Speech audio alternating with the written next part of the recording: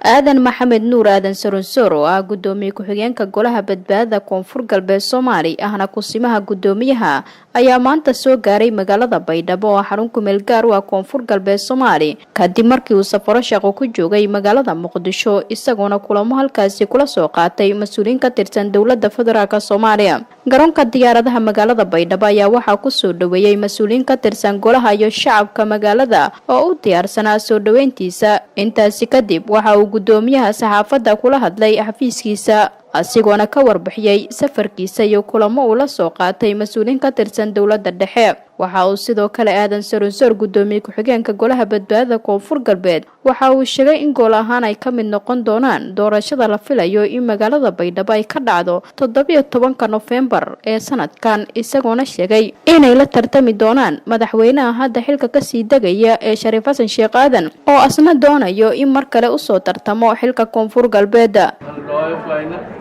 dhammaantiin salaamantiin salaan ku dib sidiisa la socotaan in muddo wax marka maqnaa muddo 5 bilood wali seeday shaqo seeday xamar runtii wali badanna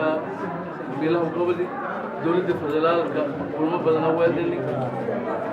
dad badan kale isarnay beesha caalamka isarnay shaqo ciidan bileeran ku qobni insha Allah warbixintii iyo walaha ku fayl diideen niseega doonaan ما إنهم نجاي دكتورنتي هرابتي كلها وهالساعة إلى هذا